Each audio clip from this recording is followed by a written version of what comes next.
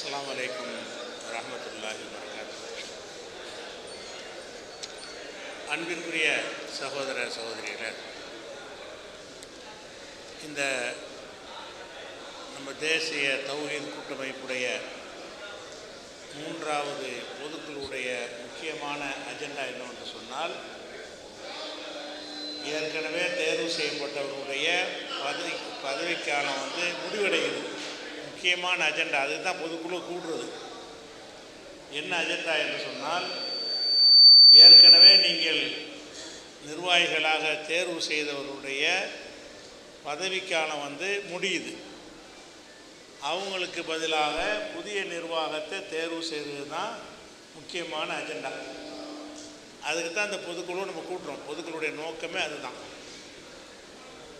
இந்த புதிய நிர்வாகத்தை பொறுத்த வரைக்கும் ஏற்கனவே இப்போ இருந்து கொண்டிருக்கிற நிர்வாகிகளை பொறுத்த வரைக்கும் அவங்களுடைய செயல்பாடுகள் பரிபூர்ண திருப்தியோடு இருப்பதை நாங்கள் உணர்கிறோம்.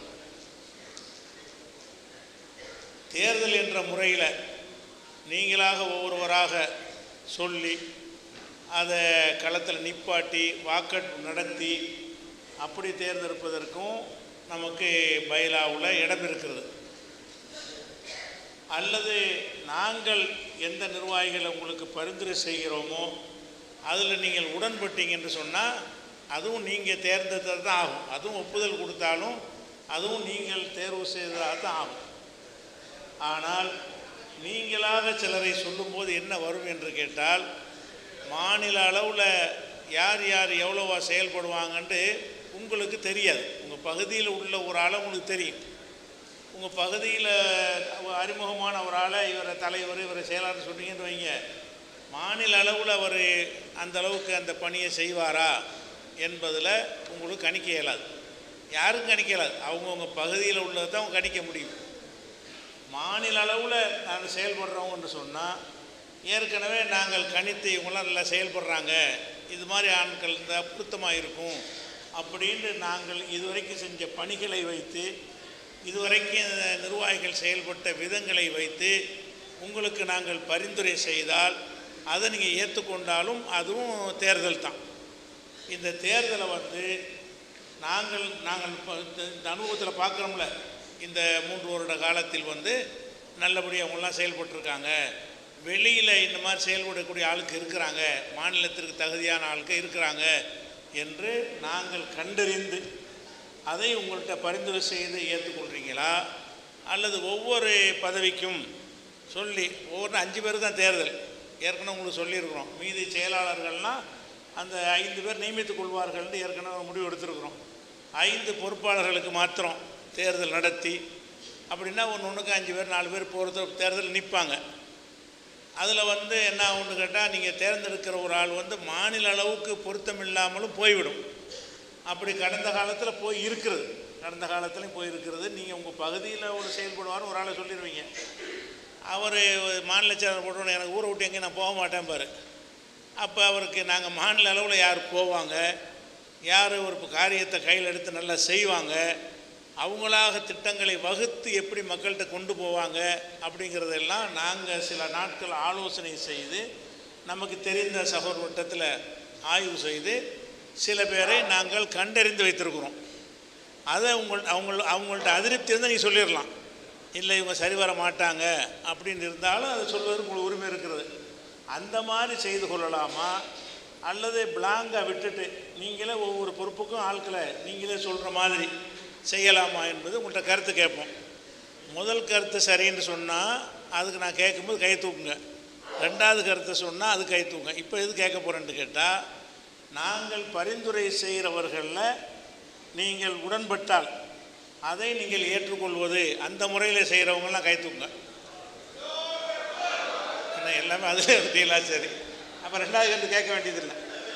சரி, இப்போ நாங்கள் பணியாக செஞ்ச வகையில் கடந்த நிர்வாகத்தில் இருந்த 2 நிர்வாகிகள் தங்களுடைய பணிச்சுமையின் காரணமாக எங்களை பரிந்துரை செய்ய வேண்டாம் அப்படின்னு 2 நிர்வாகிகள் மறுத்துட்டாங்க. அது உண்மையாகவும் இருக்கிறது. அவங்களுக்கு பணிச்சுமை இருக்கிறது.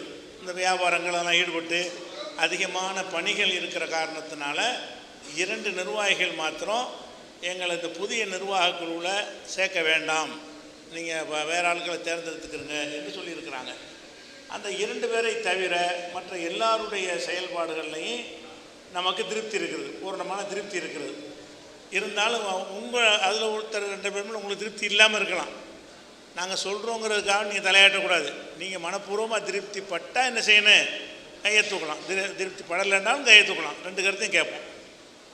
இதில் பொறுப்பு வேண்டாம் என்று சொல்லக்கூடிய 2 நிர்வாகிகள் யாருன்னு கேட்டால், இப்போ பொதுச் செயலாளர் அவர்கள் அல்வா நசீர் இருக்கார் இல்லையா, அவர் இல்லை நான் உள்ளூரில் இருந்து எல்லா வேலையும் செஞ்சுக்கிறேன், அவ்வளோதான் செய்ய முடியும், பணிகள் கொடுத்தா நான் செய்கிறேன், பொறுப்பு எனக்கு வேண்டாம், பொறுப்பு இல்லாமல் நான் செயல்படுறேன்னு சொன்னார்.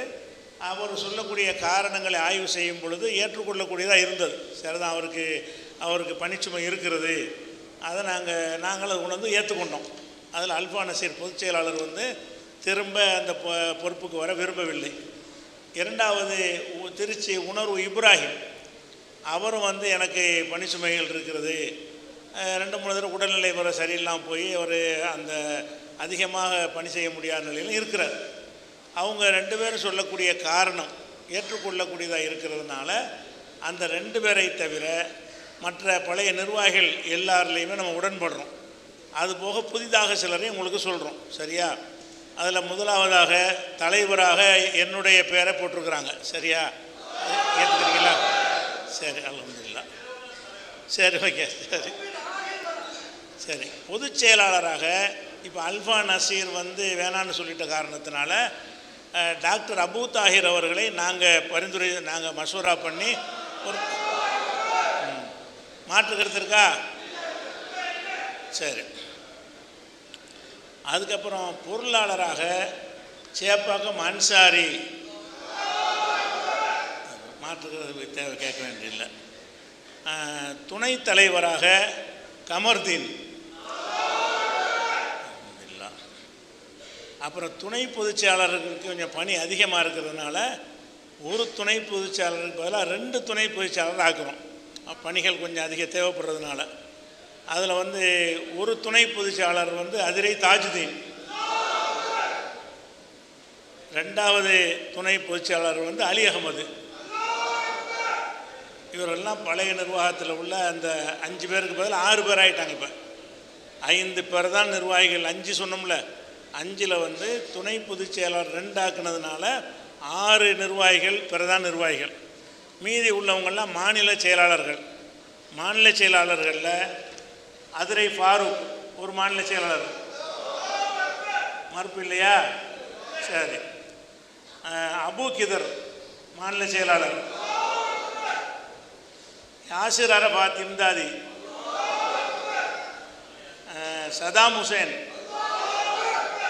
இப்போ இதெல்லாம் பழைய நிர்வாகிகளில் உள்ளவங்களை நாங்களும் திருப்தி அடைஞ்சோம், நீங்களும் மனப்பூர்வமாக ஒத்துக்கிட்டீங்க. புதிதாக சிலர் தேவை இருக்குது, 2 பேர் வரை இல்லாமல் போகிறாங்களா, அதனாலையும் நமக்கு பணிக்கு தேவை இருக்கிறதுனால ஒரு புதிதாக இப்போதைக்கு ஒரு 3 பேரை நம்ம செலக்ட் பண்ணியிருக்கிறோம். தேவைப்பட்டால் பின்னாடி நாங்கள் ஆட் பண்ணிக்கிறோம். உங்கள்ட்ட அனுமதி வாங்கினா ஏற்கனவே அனுமதி கொடுத்துருக்குறீங்க. இந்த 6 நிர்வாகிகளும் சேர்ந்து நீங்கள் கூட்டிக்கிறலாம்னு சொல்லி அந்த அடிப்படையில் செய்யலாம். இப்போ நாம் கண்டறிந்த வகையில் வேலூர் நிஜாமுதீன் அவர்கள், அவர் முன்னாடி ஆரம்பத்தில் உள்ள மாநில நிர்வாகியாக இருந்தவர், முன்னாடி ஆரம்பத்தில் மாநில செயலாளர் இருந்தவர். அவருடைய பணிச்சுமையின் காரணமாக அந்த அடுத்த பீரியடுக்கு ஒரு வரல. ஆனால் மாவட்ட அளவில் செயல்பட்டு கொண்டிருக்கிறார் வேலூர் நிஜாமுதீன். எங்கே வந்துட்டாரா? வாங்க. ஏற்கனவே பழையெல்லாம் உட்காந்துட்டாங்களா? சரி. வேலூர் நிஜாமுதீன் உட்காருங்க. அவர் தான் இளைஞர் வேலூர் நிஜாமுதீன். அதுக்கப்புறம் கோவை அப்துல்லா பாஷா, அவரும் முன்னாடி மாநில நிர்வாகியாக இருந்தவர் தான். அவரையும் நாங்கள் இப்போ செயல்படுவாருங்கிற வகையில் நாங்கள் சூஸ் பண்ணியிருக்கிறோம். அவருக்கு வந்துட்டாரா? சரி. அடுத்ததாக தக்கலை அபுல் ஹசன், குமரி மாவட்டம் தக்கலை அபுல் ஹசன் வரல. எங்க